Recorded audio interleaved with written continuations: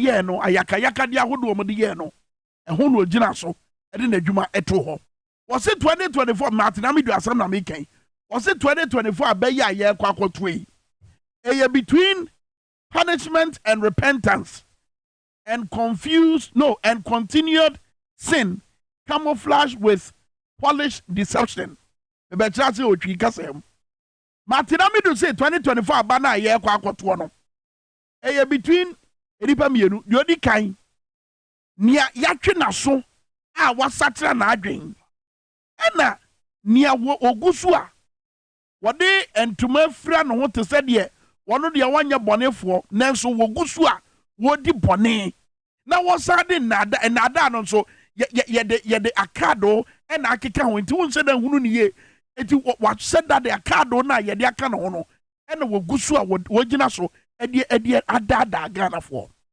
eti eye between punishment and repentance and continued sin camouflaged with polished deception. Martin Amidu kasano no. The day enti da make reference to Martin Amidu.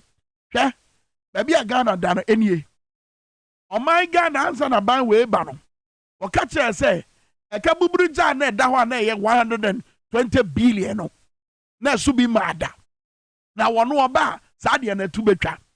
O ka kire say ye cedi to dollar and na sa be no ejina 3 cedis 80 pesos to US dollar ba ku say no.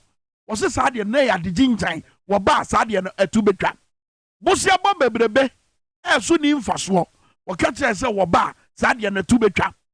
Aban we ba umia na ekufo ado aban ka kire say wo mo ba aban mu a se o my Ghana sika ye gi wo toje ekwa so eso beba mfaso amaye na etuo beberebe gie no enya ade a ye de kikire man na ka wo mu mpo a komo ba wadi mfie du nwotwe mpo ka etuo gye ne bosia bo a komo ba o madi mfie wadi mfie du nwotwe ebetima ye sa de we meaning say wo ba enye sa kwan no so ne befa bo mo ba ye o mo beto foto ahodo wo mo ba ye no so nyame ncha de ye fa nwo ya ye tu wo man Ghana yi nyame ncha de ye nya ebura ba akọ ebura ba mienu ebeka ho a na no so ye tu fa ho ewom ana so ba mfaso wo sikasem emaye wo mo ba ye enam IMF nhihye ya na ye wa ase enti eho dadie eho nsakraye eho nsunsuanso papa ehase dan ne ho di in 2017 and 2018 to the extent say IMF nhihye ya wo mo kasa ti aye mpo no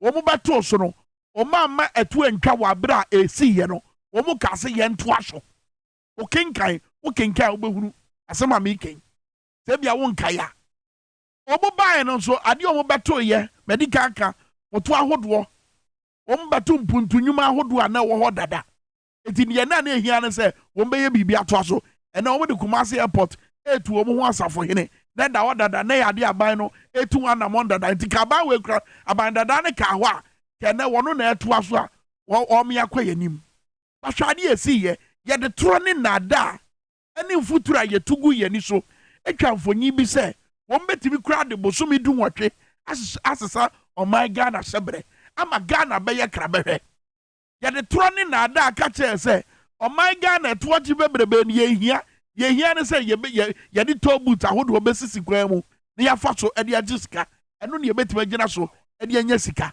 bahwade esi ye beba obusia bebrebe ema o my Ghana be de ka bebrebe e ka beda ye so to the extent say ena ye ka say Ghana ni sika woni tua ne ka enye se ye wo sika bi da ba bi o ye ni sika in fact wo ye se Ghana ye nipa ena wo fa no awosu no say wo hwe se sika be free ni bottom aba wo so Ghana said ya Kwame ahia woni hwe de mawo eno ye number 1 eno nkoda nchen ya did car to the point say ye kuro mu hampo no wo mo ko ahomegie mu a mo de o sika kosie sika kurabia aban betam sika yi wo busia bokwan so ebre so se wasa aban ni tua no aban na ntime antua ema ye nananom ne ye papa no mpanimfo kwotena Ministry of Finance for days sa aban yi fo musika mo ema ne beda na ebu atubidi eti ne eka mfonyi ne betwa kire no mfonyi ya metwa kire se eche se o my Ghana ni sika ye wa ho hiam ye da me na donko mu to the sense say some $3 million be a free IMF for no. And anan ye share news say a besisa ye shebre so ba bia ye da na ye da eno mabo kwa na ekotro ye sidi na hoden tia na etimba fom wasa bre ya no ma we nyina asisie no afei ye tete se na sika bia anka ye betimi dia ye no ma ahodo a ebra ye ho kire ye no na ye nya no se na sika bi da ho a ne ye de ye no ma bi kwa eno ma bi tese amena donko ya ye tu wo Parliament in Jemu in the name of building National Cathedral. And no matter to say a Japan deal ya and Nam Swanti Martin Amidu, our first special prosecutor, and then a Jumato, Resika almost say ye a woman. Ye me secret woman salary no mutiano. Sikadu do a share salary mo for break down the two screen or so. Then some go through one after the other. Company na ye frano. Eye imara no ena mi bisa Ghana for bebre abusa sa company no wan dia e de no mo yanko a wo mo nko na age wo mutum se wo mo mra mbedi sa adwuma we e de nko a na ye soronko fo mo ho a eye mif etua mo 5,995,455.62 dollars e de nko a na wo sa company ya ye fra no imara ya where Japan deal you mono, your momo almost $6 million. A dear qua, and on your maya, a dear fasudie, and a fruit majuma your one, a buy ya, momo almost $6 million. And a face of share, Sika omudura, a catria who do a mutia, a catria omudema, omajumaya for almost $2 million. A ya 1,542,932.04 dollars, almost $2 million by way of salary. And sikan kaya and krata would we dia dance here. HSAK, some of the Bamasa and you may $2 million. I got $2 million. Apart from sir, 12 million. That's 12,139,838.22 no. Apart from Sika we ya say we Japan deal ni mo. And krata would we dia dance here to say I got 2 million beer. I was almost saying tria at the soso. Question is a Ghana near Wootie me. And I buy ni come for ni dia tray say ye ni sika ye what tray ye. Yen timin tria ye ka. Say sika we ya ye hwegu ye e de na afri maba ma yen sa almost 30 million US dollars asa wona ne baga na sika mu a e ye 153 million cedis e de pa na afri maba e de ma Ghana for. Does it mean say ya to sika ye gu kwa because a Japan deal no sabre sin say wiem o si ye twam say ya na dey sin say wiem and I'm a Japan do you so and I'm at Namidu and I say Mampenny Nanado Danko Kufuado and your mother serpent of corruption. Question is say Sikaya Yatwagui Ekwa say Sikaya Yatwagui Obi Yanchu Obiasu home Yabejan Salmon Aqua Ghana Siko I can bet to be a baby now. Document we call back on that. Yenhwe ne Agbera omo. And a Ghana Stock Exchange. I sponsor broker. Any book runner no. And ye Amber. And a face so UK legal advisor. A White and Case. Listen to the name. White and Case. And a face so Ghana legal advisor no. A Bella. Jersey legal advisor. A Oje. Technical advisor near SRK, reporting accountant, and also Deloitte, tax advisor, and so Deloitte, managing marketing and PR, Backman and Red Sky. Musomuni wamo. Mugugu omudino niye se omajidi we wiase afana nyina a bibi suruku wo mo ho a enu nti yesi e Japan bo yakwase se omo so omo be ye adwuma bi de ka JP Morgan mo de nkom de ke bia yate omo din White and Case ye Amba, yeah. Baba Redivi, yes, on by marketing, any PR, Backman and Red Sky. Now, Yambra, Omwa, Omutufo, was the car, and was say, Yaditria Edgeway Foka, remuneration advice, and no Deloitte for, and a year. Deloitte for scandals, I would walk across my gun, there be a mudding, and then when you Deloitte, go back. A year page back on that year, no, maybe a second one. It is Samba a Katia Deloitte for 2-4. Say, young farmer at Jumaya for now. Out of 12 million, a move $1,542,932. And the year a Katia. And the ma a year a Jumakui. So, on my year, yes, a year bre. On my year, yes, a year nisika. Omeya yeni sika ni tua yeka eka eso yei omeya yetimi bobo bosia to the sense omo maso omeya omo wa homegie mu mpo no ye bo omo bosia wie ye yentimi entri omo ka omeya yenya sika emfa ntonwoma ema nkwada wo mu mfitiase esuku ye wo over 30 ye wo close to $30 million esay ewe Japan deal ni mo. But Samuel Okuye to a black or beba nkomonimo. Nani nsema waka. Edi afa all African games here. Ghana eba be host to. Any sika yedi ka say no. Yedi beba enche bia. But answer no. They say obia hwe animu say His Excellency John Dramani Mahama. Sa proya ne kankan we. So onya akwanya. Say wo ba ba mu a obia hwe animu say obeba be di wuduma. And you see, and that is why nanu a call Damango no.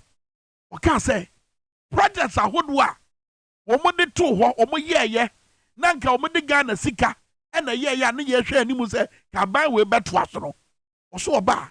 Wo de anya hwe. Asens when atians we mu ye. Oba obeba beto aso, especially that Damango water supply project no. Ye tie say the sika na asem. Talk about peace in our country. Before we left office, we took a loan agreement to Parliament to create a water supply project for Damango. Our friends opposite opposed it and said that they will be coming into government. They are sure they will win the election. And that when they win, they will come and do the water project. For 8 years now, the people of Damango are thirsty. You don't have water to drink. What amount of money is better than having your own water supply system that will make sure that you... If you watching here, ya bokwa to ho, ya se project ase, I remember ama Damango for enya nsu anom. Efie nwatwenie eya konfie nwa, efie nwatwemu an ye wei.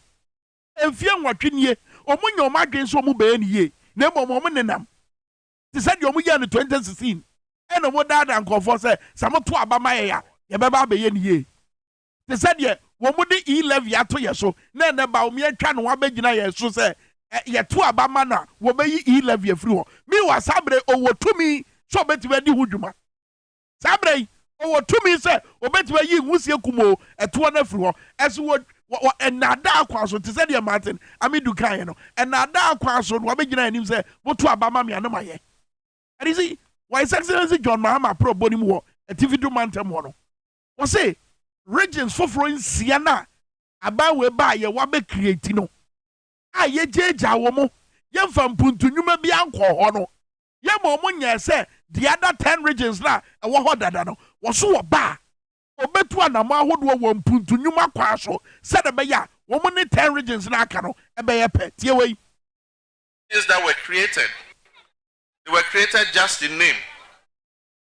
But the things that should go so that when you enter the region, you know this is a region, are still not there.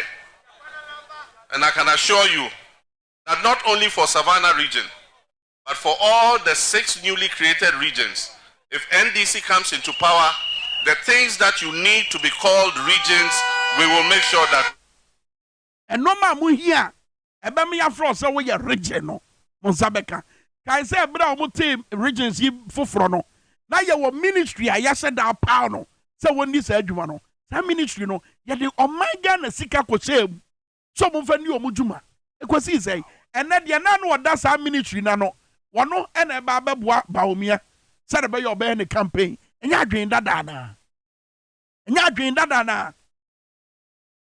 de ye de ne to ministry na ye teye no say won ye gina sa ministry no so e de ate regions ahodo no ene wono ene ye de ne kwakọ di baomia chi say won be campaign ema no. So what are we talking about? I said, ya said that na your person you dig Ghana for who fell. About where I said that say, or pursue dig Ghana for who fell. But his excellency John Mahama say Ghana for man a Quenya no ba. Regions in Siena, ye jamono. What's ye no ma, a bema mujina peno, I saw man on the diano, etimabaso say no can ask him. Now, I want to say that when it comes to education, there is no political party or government whose record exceeds that of the NDC. I would dare say all the public universities in this country were established by the NDC. And the majority of the colleges of education were established by the NDC. Indeed, NDC has expanded tertiary education in such a way that it gives opportunity for as many of our young people who want to go into a tertiary institution to be able to do so. And yet, when the MPP party comes, they don't continue from where we left off. Indeed, they rather restrict entry. There's one college of education where the principal complained to me that they had capacity to take 2,000, but their quota was restricted to 400. They have the capacity to take as many as possible, but government says this year your quota is 400, you can't take more than 400. But like I was saying, there are vacancies in our schools. A lot of schools still don't have teachers. Aside from that, there's a demand for teachers outside this country. If we train a lot of teachers, we can post as many as we can and absorb them. And we can have agreements with other countries. Other countries want science teachers, they want English teachers, they want chemistry teachers, they want physics teachers, they want history teachers. And so we can sign contracts with them, send teachers abroad, go and work for 3 years, come back and continue your work. There are opportunities for training more teachers, both for local consumption and also for export to other countries. And so we'll explore all the possibilities. We'll open up the colleges so that more students can be admitted, so that we can produce enough teachers to fill all our schools. And a brother, His Excellency John Mahama Kasafa, a colleges of education, then a tertiary institution, no kasa in the context of the Fourth Republican dispensation. A brother Kwame Minkah be a memo by within this Fourth Republican dispensation, a NDC pa. In fact, Obaka said, a Shiapano did one a NDC necessary within this Fourth Republican dispensation. Not colleges of education or how more Quenya so metimafa ni padodo. As you say, Debbie, your farming up him ha. Mamma can a moncopa baby intra, and for no moncotana. Meanwhile, you was Sukua Hodwa, and one man who are here at the for. When you cross in the quarter, teach a new bacco and grab bed your 9 and a good show. And watch the class Bamiansa and our bosso, and just one on our bosso, class Bamiansa and your dear Tana show. Better than one marking when I work. A better than with me, I shall could I know my dish young some, said yes, he crop. And so you were Ghana for the door when ya, one by ya church for, and so a brother so say, one more colleges of education, you see, your friend be quota system, your funny panam and up him. It's here, ya my own room. Boss Wakachi, not to fear, now what kind, Saquenya for from Beba. Meanwhile, vacancies, a quite added that colleges of education are holding him. Jama Masu about BM. BM. Said a mayor, you bring out church for the door. Nempo, yet madum pempenswa, Yania mamma would do a best side contract. Say, ya church for the bina ye training wo Ghana no. Mubetiwa beji for 3 years. What did you make no? Eti sa value addition adwene no e wo John Mahama trim.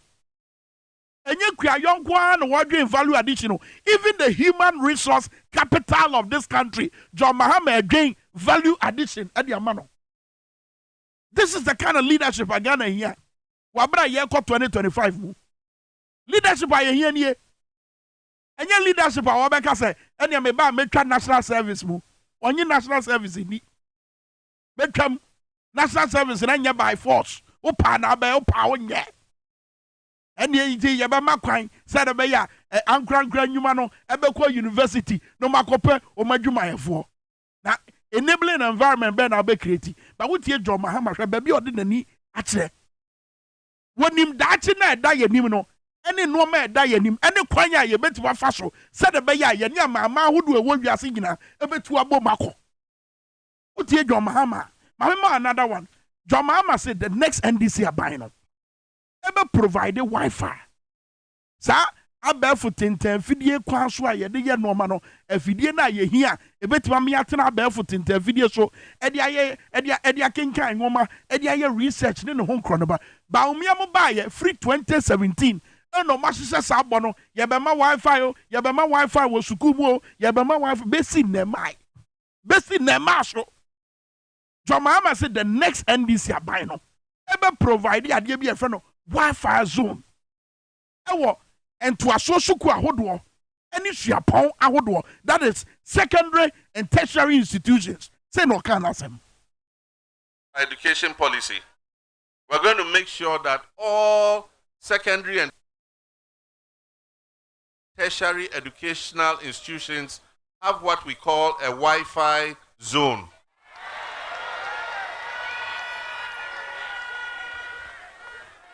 And if you know NDC, we don't promise what we can do.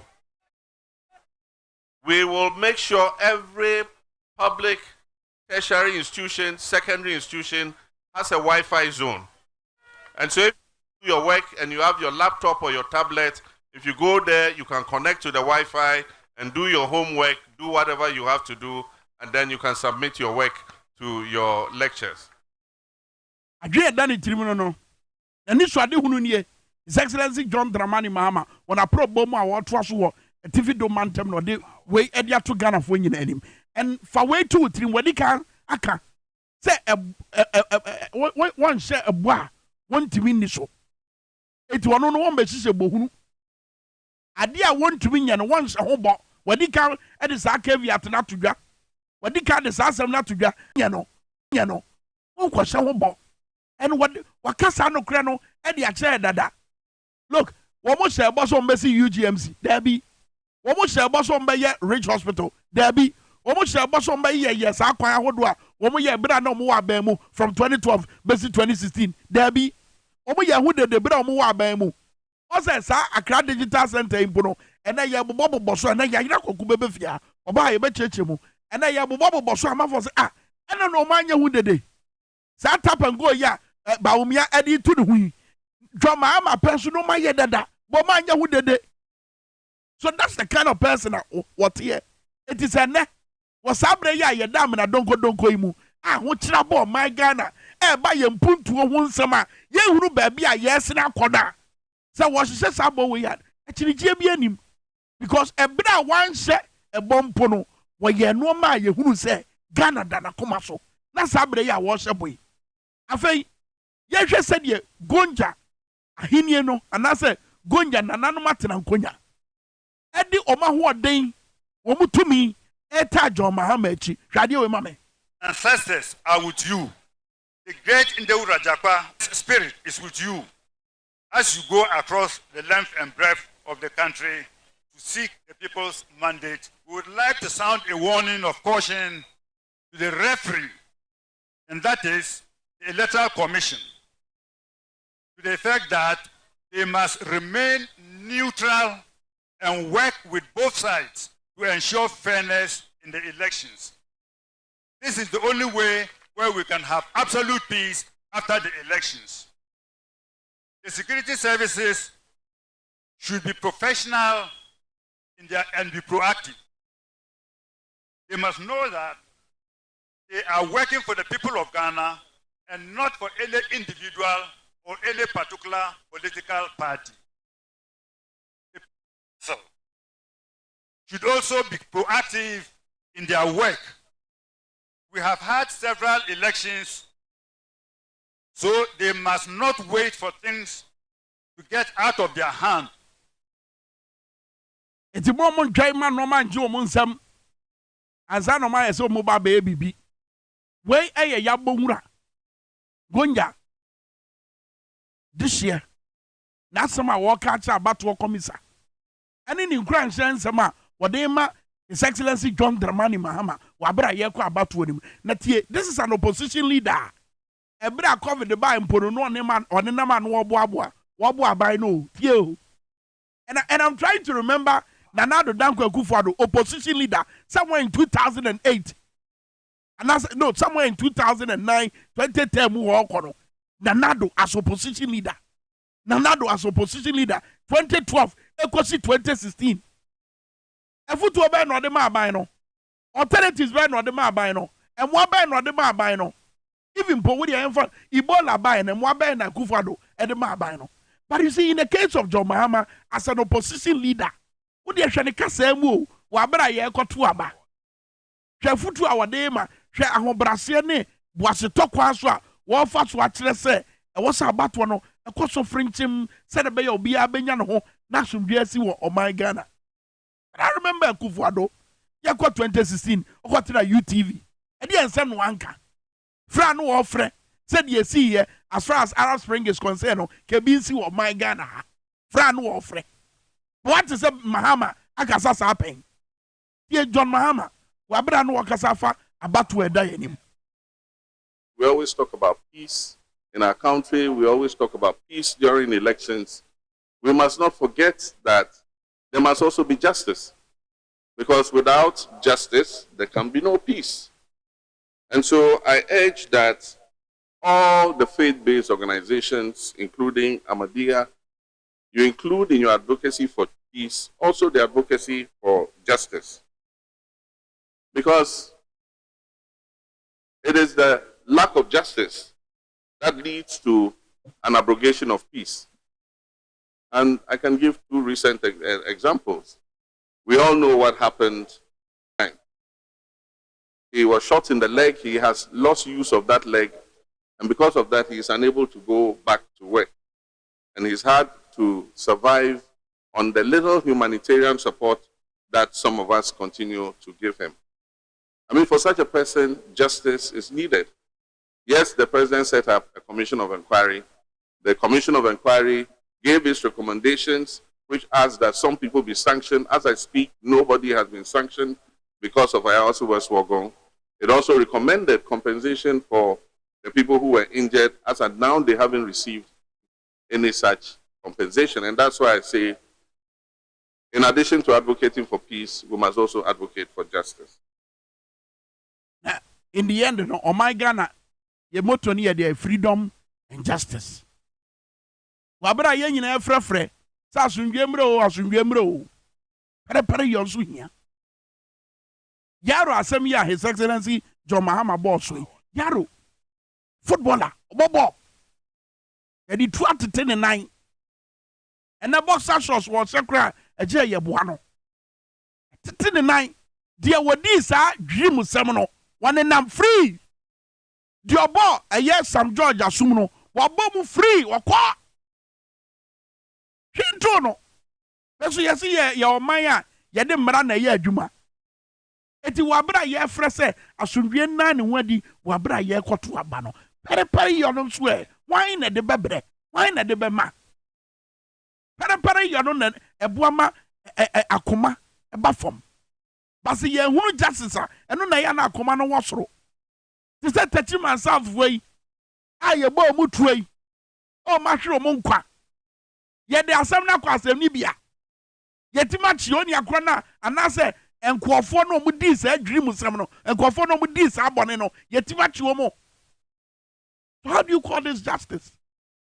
Where is the justice? Eno na John Mahama ebisa no wabra ye koto aba amanfo ofre so called neutrals no efre say was asomdwe dey eda ne hodi ahwe kwan a wo fa so esika na asem wo de hwe ni facial expression hwe body language no for the same speech ema nanado danko akufuado wabro wo opposition wo better sounds for the same speech ema baumia as an opposition leader wo better sounds wo de hwe ni disposition hwe the calmness wabra no de kasa asem here we me say for the same speech here President Mahama Ekinkan Fama Nanado wo de se yebetimi aye time machine yes and go back somewhere in 2010 and that's 2015 near for the same speech Emma Nanado better sounds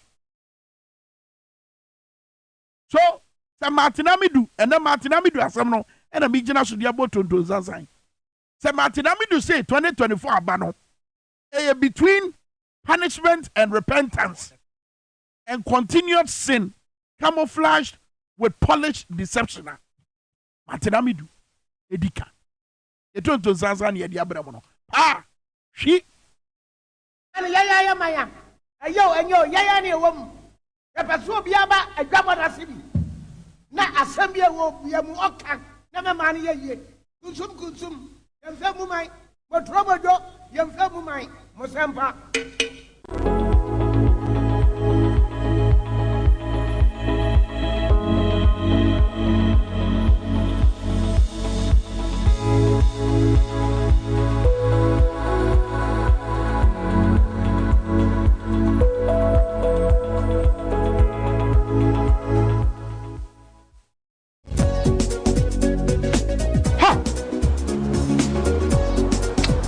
How would you have some look fast?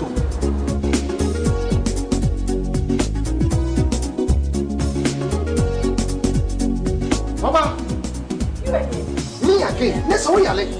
Me call you, ma'am. Who hear me? Mentally, I'm sent my family doctor when I'm crossing over. See what we swear. She has malaria. Malaria? Oh, what they say with the router? Me copy the evidence. A drone, a friend, router mixer. Yeah, come on, let it draw. And running winter. So Gaftrap and the draw crew abaso body assay. Wabo Ruta mixture abaso. Ruta natural products and one Ruta mixture. Yeah, you could see a treat. Ruta tonic and the Ruta life for a who a finish like the bunny, a fin pedium. Nasa support the immune system. Ruta de Obiasia, FDA, and the drinking crap to your two. Masaka! Easy or your power for Masaka promotion. There isn't a big or you're big. Separate enter power for Masaka promotion. More day I never dial star 274 hash. Star 274 hash. Area net choose power effort. Now select a number of drawer and put this on Draw Krubia 5 Ghana to the spec. The more